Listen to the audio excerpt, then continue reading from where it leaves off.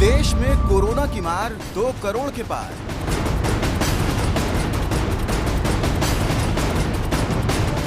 हर रोज देश में 3000 से ज्यादा मौत।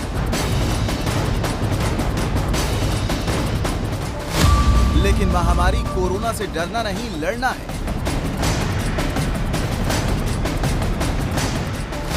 कोरोना का कौन सा टेस्ट कराएं, कहां दूरी बनाएं?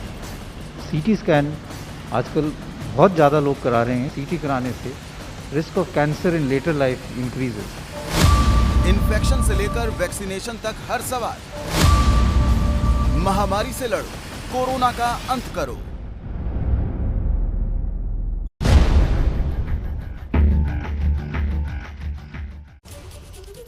तो महामारी से लड़ना है, कोरोना का अंत करना है। देश पर आए इस कोरोना संकट के बीच एबीपी न्यूज मजबूती से खड़ा है आपके साथ, और इसी मुहिम में हम ये स्पेशल शो आपके लिए लेकर आए हैं। कोरोना की वजह से देश में लोग न सिर्फ इलाज के लिए बल्कि टेस्ट तक कराने के लिए परेशान हैं। कोरोना का नया स्ट्रेन ऐसा खतरनाक है कि सामान्य आरटीपीसीआर टेस्ट में पकड़ में नहीं आ रहा, धोखा दे रहा है। लोग सिटी स्कैन करा रहे हैं, इसीलिए लोगों में एक होड़ सी लग गई है सिटी स्कैन कराने की। आज बहस ये छिड़ी हुई है कि क्या बार बार सिटी स्कैन कराने से कैंसर का खतरा भी हो सकता है। ऐसे तमाम मुद्दे हैं जिनके जवाब लोग जानना चाहते हैं, और इसीलिए मैं एबीपी न्यूज पर रुमाना इसार खान आपके लिए लेकर आई हूं 4 बड़े डॉक्टर्स का पैनल। आपका परिचय एक एक करके इन चारों डॉक्टर्स से कराते हैं। हमारे साथ डॉक्टर राजू व्यास, डायरेक्टर हैं कार्डियक सर्जरी, फोर्टिस अस्पताल में, वो इस चर्चा में शामिल हो रहे हैं। Doctor BL Sherwal, director, Rajiv Gandhi super speciality अस्पताल, वो इस चर्चा में शामिल हो रहे हैं। Doctor Neeraj Nischal, associate professor, medicine department, AIIMS अस्पताल दिल्ली, आप देख सकते हैं वो जुड़ गए हमारे साथ। और साथ ही डॉक्टर हर्ष महाजन, चीफ रेडियोलॉजिस्ट, महाजन इमेजिनिंग के, वो इस वक्त हमारे साथ मौजूद हैं। बहुत बहुत स्वागत आप सभी का। आइए सीधे सवाल जवाब का ये सिलसिला शुरू करते हैं, और पहला सवाल जिसका जवाब देश जानना चाहता है। डॉक्टर हर्ष महाजन, अगर मेरी आवाज मिल रही है आपको, तो कोरोना होने पर सिटी स्कैन कराने की जरूरत कब है सर?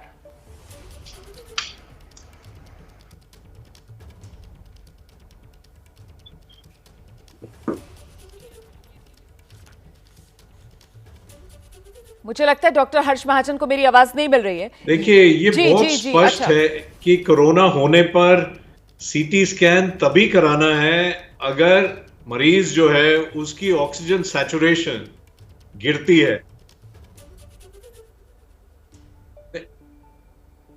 मिल रही है, आई कैन हियर यू जी।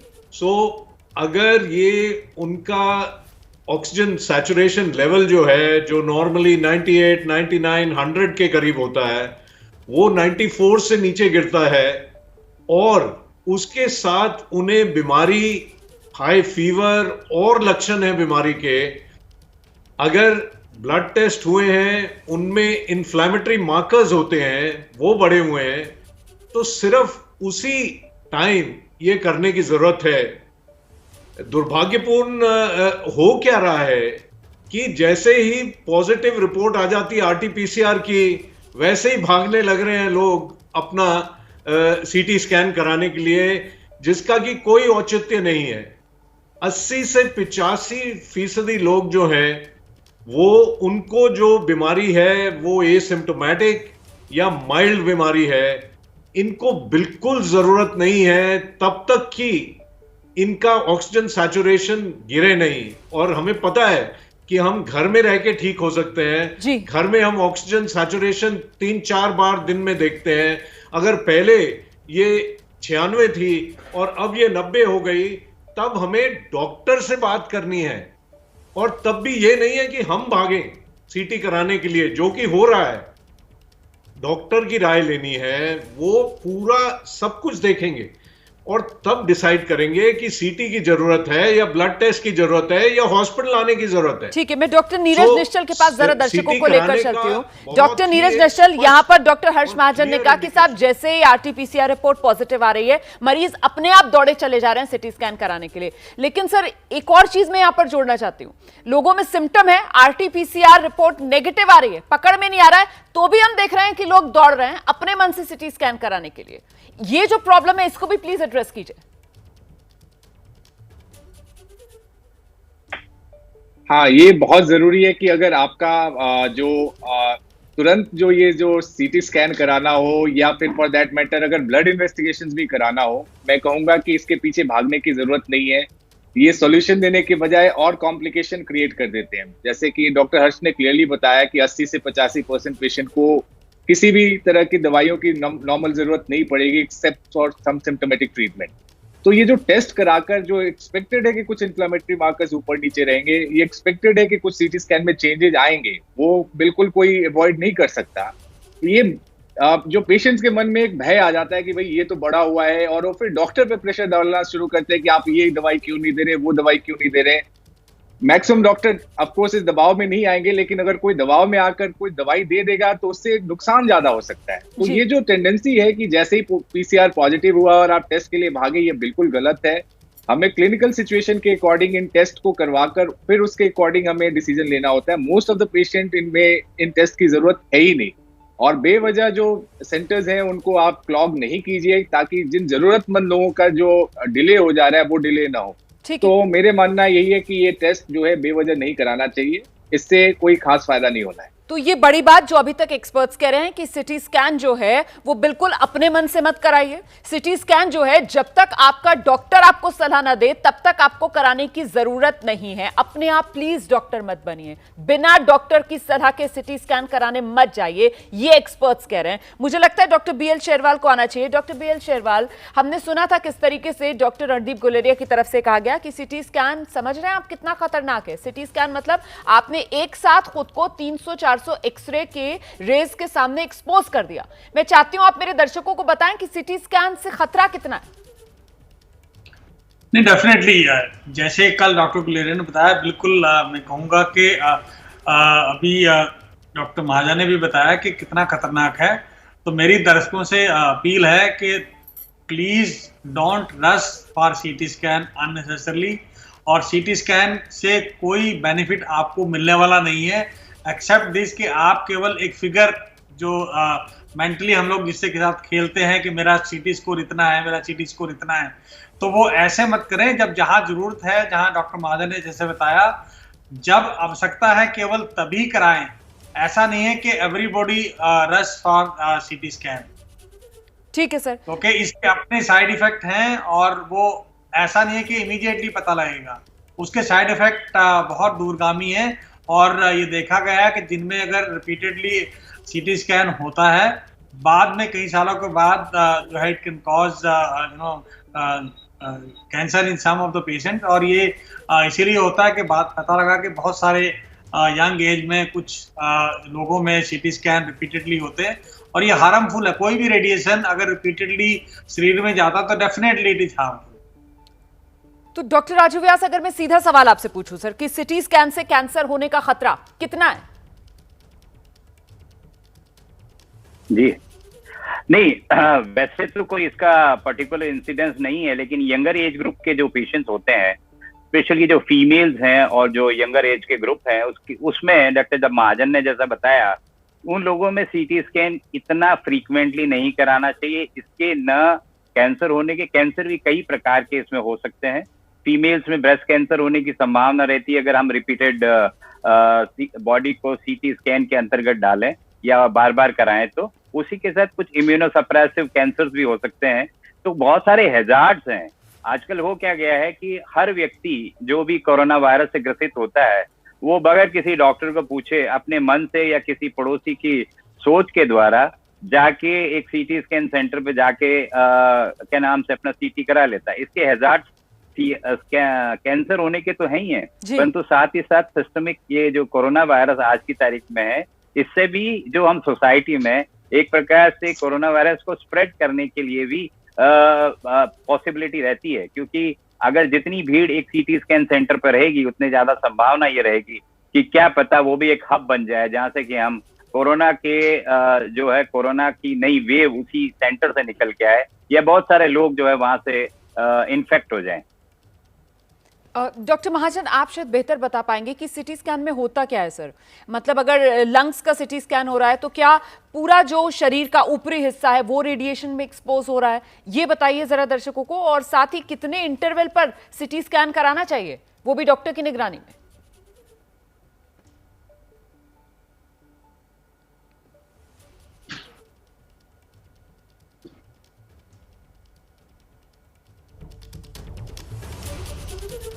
जी, देखिए सीटी स्कैन जब हम छाती का, चेस्ट का करते हैं तो उसी एरिया में रेडिएशन जाता है, नंबर एक। नंबर दो, एक बात मैं क्लियर करना चाहता हूं कि सीटी स्कैन का खतरा नहीं है। गलत किया हुआ सीटी स्कैन, बार बार किया हुआ सीटी स्कैन, बेफजूल किया हुआ सीटी स्कैन, वो गलत बात है। सीटी स्कैन एक लाइफ सेविंग टेक्निक है। और जहां तक बात रही कि क्या एक छाती का सीटी स्कैन 300 या 400 एक्सरे के बराबर है, तो ये बात 20 साल 25 साल पहले तक सही थी। आज की डेट में जो सीटी स्कैन है, पिछले 10-15 साल में वो इतने विकसित हो गए, इतनी नई टेक्नोलॉजीज आ गई कि रेडिएशन डोज बहुत कम हो गई है। अगर हम हार्वर्ड मेडिकल स्कूल की ही वेबसाइट देखें तो उसमें क्लियरली बोला हुआ है कि एवरेज एक सीटी स्कैन जो छाती का है वो 70 एक्सरे के बराबर है। और आज की डेट में जो दिल्ली शहर में या इंडिया में जो अच्छे सेंटर हैं जहां पे किया जा रहा है, मैं अपने सेंटर की बात तो कर ही सकता हूं, वहां ये 20 से 40 एक्सरे के बराबर है। सो ये 400 एक्सरे के बराबर नहीं है। टेक्नोलॉजी बदल गई, वो पुरानी बात थी, आज की बात नहीं है। जहां तक बात रही कैंसर होने की, अगर हम बार बार बार बार एक ही एरिया का करते हैं और वो बच्चा है, कोई यंग महिला है, तब उसको 20, 25, 30 साल के बाद जाके उसका जो पॉसिबिलिटी है कैंसर की, वो थोड़ी सी बढ़ जाती है, पर यह नहीं है कि उसको कैंसर हो जाएगा। सो ये एक धारणा गलत है। जिसको सीटी स्कैन कराने की जरूरत है क्लिनिकली, उसकी हालत खराब है, तो वहां ये फायदा पहुंचाता है। हमें रिस्क और बेनिफिट दोनों देखना है। बात यह है कि बेफजूल ओवर यूज, मिस यूज, लोग अपने आप आ रहे हैं और कह रहे हैं हमारा सीटी कर दीजिए, और समझाने पे भी इतना डर है, इतना भय है, जैसे डॉक्टर नीरज ने बताया जी, कि वो मानने को तैयार नहीं है, जैसे सीटी स्कैन से वो ठीक हो जाएंगे। बिल्कुल। तो ये एक कि रेडिएशन उतनी नहीं है जितनी बताया गया, अब बहुत कम है। नंबर दो, जहां जरूरत है वहां ये लाइफ सेविंग है।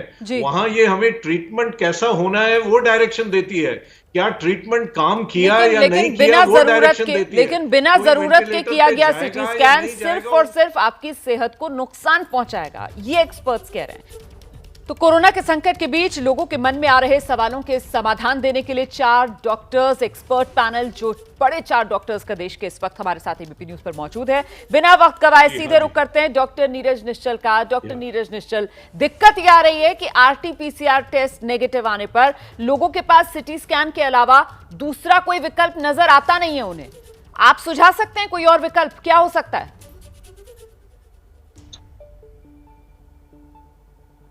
देखिए, आरटी-पीसीआर नेगेटिव आने के कई कारण हो सकते हैं। तो आरटी-पीसीआर का विकल्प सीटी स्कैन देखना, मैं कहूंगा कि अभी के समय में पूरी तरह से सही नहीं है। एंड जब भी अगर आरटी-पीसीआर नेगेटिव आता है, अगर सिम्टम्स आपके परसिस्ट करते हैं, तो आइडियली आपको ये टेस्ट वापस से रिपीट कराना चाहिए, क्योंकि जब तक एक माइक्रोबायोलॉजिकल कंफर्मेशन नहीं होता है, चाहे वो मॉलिक्यूलर टेस्ट के थ्रू ही क्यों ना हो, तब तक कि कोविड का हम एक प्रिजम्पटिव डायग्नोसिस ही बना सकते हैं, उसको डेफिनेटिव वे में हम नहीं रख सकते।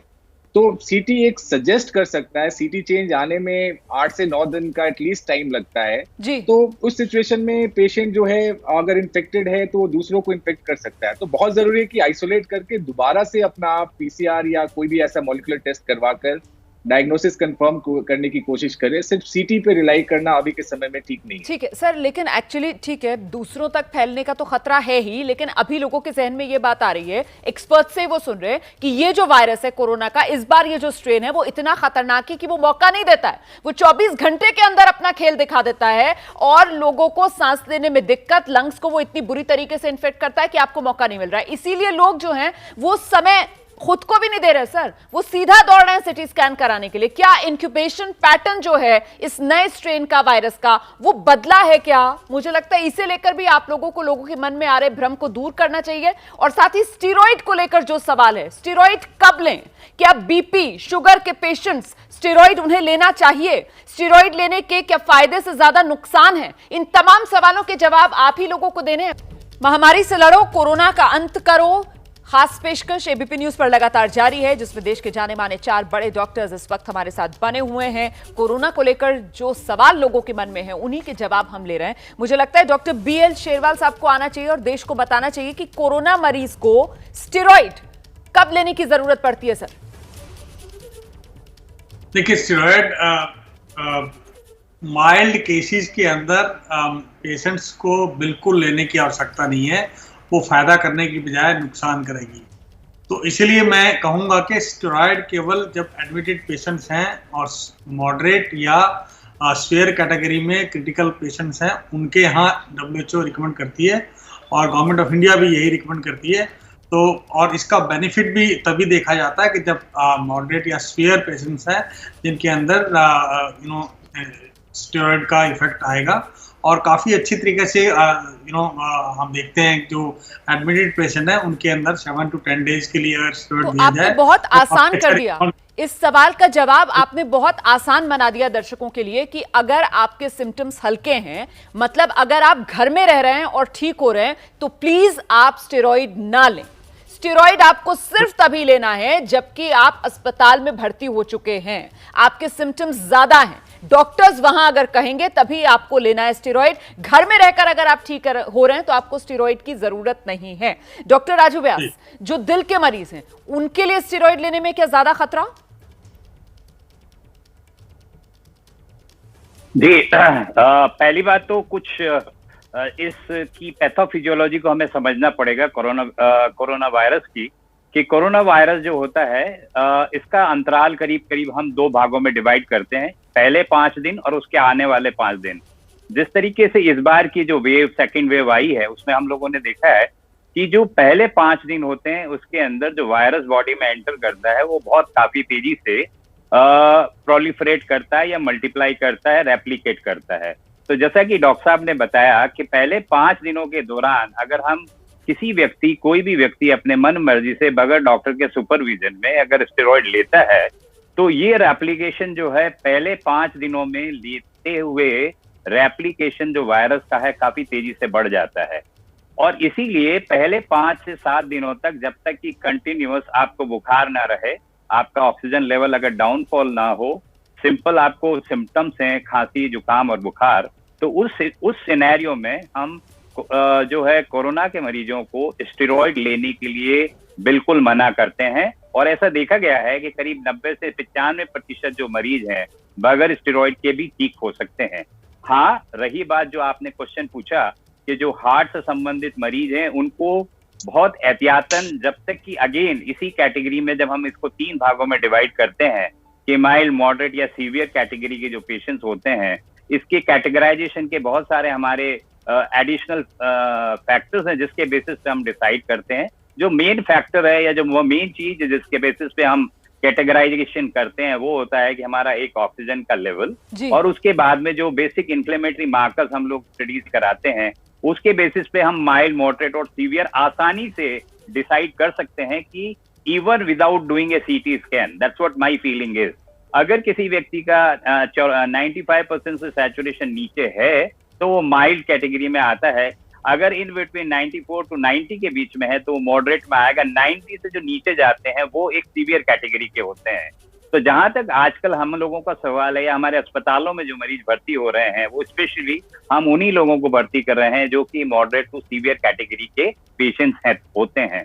उन्हीं लोगों में स्टेरॉइड्स की जरूरत है, और अगर उन लोगों को स्टेरॉइड्स की जरूरत है तो वो under the supervision of A doctor अपना ट्रीटमेंट हॉस्पिटल में ले रहे हैं। बिल्कुल, आपने ऑक्सीजन लेवल को यहाँ पर सिंपलीफाई है, ये ऐसा कोई ऑक्सीजन लेवल को यहाँ पर एक तरीके से मापदंड बना दिया है। लेकिन डॉक्टर हर्ष महाजन, बहुत से जो लोग हैं जो घर पे रह रहे हैं, रिकवर कर रहे हैं, वो अपने सिम्टम को बेंचमार्क बना लेते हैं। उनको लगता है कि देखो हमें बुखार तो नहीं है और कोई सिम्टम नहीं, बस खांसी बहुत ज्यादा है, ज्यादा खांसी तो स्टेरॉइड ले लो। क्या ये सही अप्रोच? ये एकदम गलत अप्रोच है, क्योंकि अगर हम खुद ट्रीटमेंट करें तो वो हम बहुत गलती कर सकते हैं।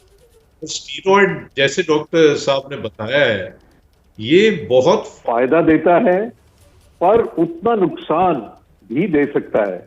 तो ये बिल्कुल इसका टाइमिंग जो है वो बड़ा इंपॉर्टेंट है। अगर हम जल्दी ले लेंगे तो ये वायरस का रेप्लिकेशन बढ़ा देता है और नुकसान देता है।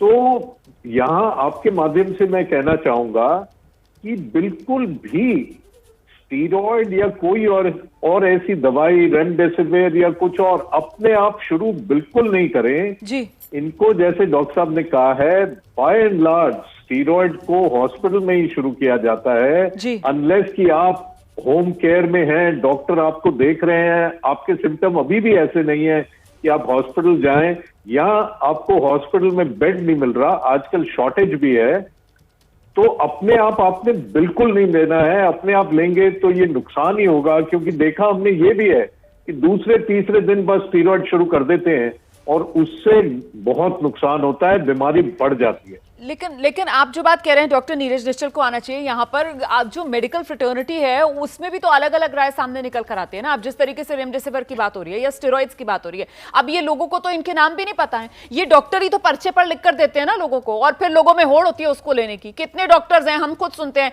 कि नहीं नहीं स्टेरॉइड ले लो, देखो बेहतर क्या है, लंग्स जो हैं उनको डैमेज होने से रोकना है तो स्टेरॉइड ले लो। ये सब बातें हम लोगों ने सुनी हुई हैं। आप लोग बेहतर जानते हैं किस तरीके से आप ही के फ्रेटर्निटी के लोग मरीजों को ये पट्टियां पढ़ाते हैं सर, और वो फिर फैलती ही जाती हैं बातें।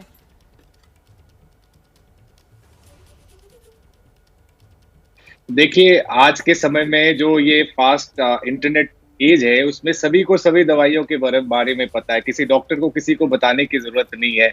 मरीज आते हैं, अगर उनके कोई एक पर्टिकुलर दवाई नहीं लिखी जाती है तो सीधा डॉक्टर से ही पूछते हैं, डॉक्टर साहब आपने तो रेमडेसिविर लिखी नहीं, आपको पता भी है कोविड कैसे मैनेज होता है। दिस हैपेंस, ये एक बहुत फैक्ट है।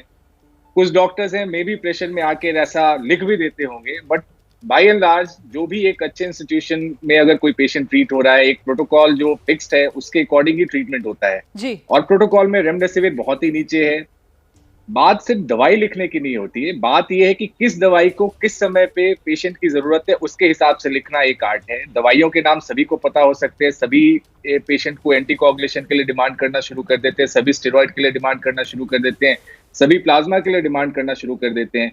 लेकिन समझने की जरूरत है, कोविड-19 बाय एंड लार्ज एक सिम्टोमेटिक ट्रीटमेंट की उसमें जरूरत होती है, और जो कोविड-19 के कॉम्प्लिकेशंस होते हैं, जो साइटोकाइन स्टॉर्म की हम बात करते हैं, उन सब सिचुएशन में ही जब हम स्टेरॉइड की इम्यूनोसप्रेस करने की बात करते हैं थ्रू स्टेरॉइड, वहां पे रोल होता है। तो स्टेरॉइड तो डेफिनेटली सभी के लिए नहीं है।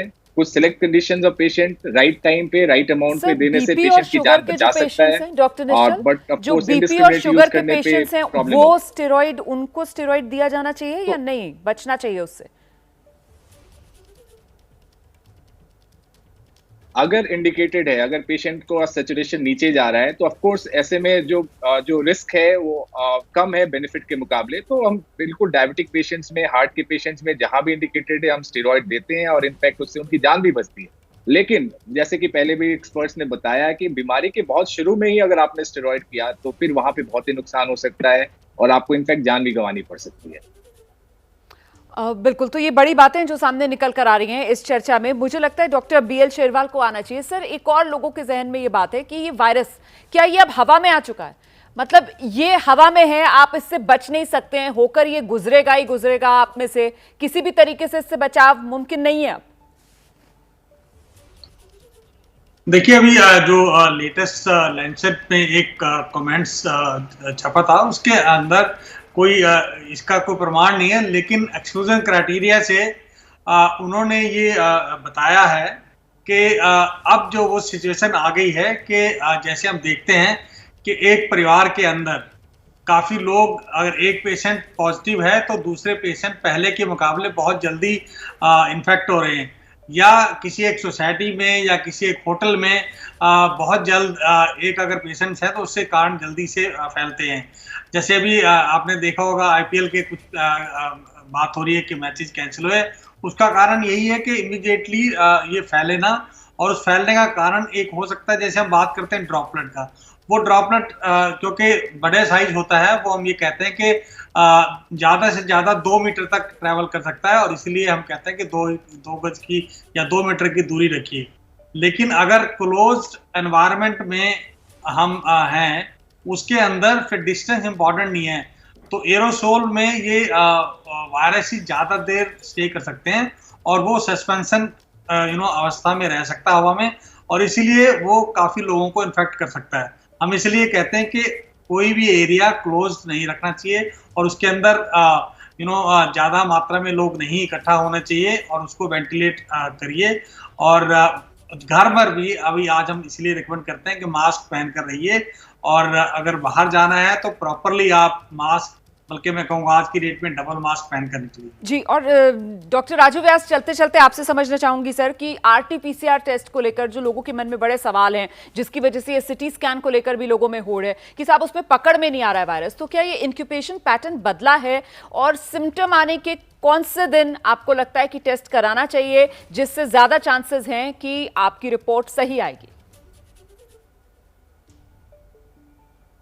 जी, ये बहुत ही सिग्निफिकेंट क्वेश्चन है आपने जो पूछा है, और जो अब तो एक बहुत ही सिंपल तरीका है जिससे जांचने का। आरटीपीसीआर टेस्ट जो होता है, नॉर्मली हम लोग रिकमेंड करते हैं कि जब किसी मरीज को खांसी, जुकाम और बुखार जिस दिन शुरू होता है, उससे चौथा या पांचवा दिन जो होता है वो सबसे सिग्निफिकेंट डे होता है, जिस दिन हम अगर अपना आरटीपीसीआर टेस्ट कराएं तो हम पाएंगे, या उस समय में इस टेस्ट द्वारा हम एक्यूरेटली उसकी पॉजिटिविटी या नेगेटिविटी को पकड़ सकते हैं, नंबर 1। और जो दूसरा क्वेश्चन आपने पूछा कि आरटीपीसीआर टेस्ट में नेगेटिविटी, या बहुत सारे केसेस ऐसे हैं जिसमें ये डिटेक्ट नहीं हो पाता है, ऐसा नहीं है। आरटीपीसीआर इटसेल्फ की जो सिग्निफिकेंस है या जो इसकी एक्यूरेसी है, वो करीब करीब कई समय से हम लोग यही देख रहे हैं कि इसकी 70% से ज्यादा एक्यूरेसी नहीं है। 30% ऑफ द पेशेंट जो है अनडिटेक्टेड पहले भी निकल जाते थे, आज भी वही स्थिति है, उसमें कोई बदलाव नहीं है। और ये बहुत सारी जो मीडिया में आजकल न्यूज चली आ रही है कि डबल म्यूटेंट जो वायरस है वो बगैर डिटेक्टेड निकल जाता है, ऐसा नहीं है। इसकी एक्यूरेसी 70% है, और एक्सपेक्टेड है कि 30% लोग नेगेटिव होंगे ही, नंबर 1। और नंबर 2 क्या होता है कि ये जो नेगेटिविटी और पॉजिटिविटी होने की जो कारण है, ये बहुत सारे कारण है। कौन से समय पे आपने सैंपल दिया, कौन से दिन आपकी बीमारी के कौन से दिन आपने सैंपल दिया, उस पर भी डिपेंड करता है। सैंपल कैसे लिया गया वो भी डिपेंड करता है। तो ये 2 बड़ी बड़ी चीजें हैं जिसके बेसिस पे आरटीपीसीआर की सिग्निफिकेंस या उसकी एक्यूरेसी जो है 70% वो हम एक्सपेक्ट करते हैं। बहुत बहुत धन्यवाद, बहुत बहुत धन्यवाद आप चारों एक्सपर्ट्स का, और हम उम्मीद करते हैं कि आपकी बातें सुनकर लोगों की हिम्मत बढ़ी होगी, लोगों के मन के भ्रम दूर हुए होंगे, क्लैरिटी उनको मिली होगी। और मकसद भी हमारा यही था कि डरना नहीं है, डरो नहीं, महामारी से लड़ो, कोरोना का अंत करो। महाराष्ट्र के स्वास्थ्य मंत्री राजेश टोपे का बड़ा बयान सामने आया है। राजेश टोपे कह रहे हैं कि अनुमान महाराष्ट्र सरकार की तरफ से लगाया जा रहा है, जुलाई, अगस्त या फिर सितंबर में कोरोना की तीसरी लहर का सामना करना पड़ सकता है। देखिए, दूसरी लहर अभी तक अपना कहर बरपा रही है, और महाराष्ट्र सरकार की तरफ से ये कहा जा रहा है कि वो अनुमान ये लगा रहे हैं कि आने वाले महीनों में जुलाई, अगस्त या सितंबर कोरोना की तीसरी लहर का सामना महाराष्ट्र को करना पड़ सकता है। इसके साथ ही स्वास्थ्य मंत्री ने यह भी कहा है कि महाराष्ट्र के 12 जिलों में कोरोना की स्थिति में थोड़ा सुधार हुआ है, लेकिन अभी भी राज्य में रेमडेसिविर इंजेक्शन की कमी है।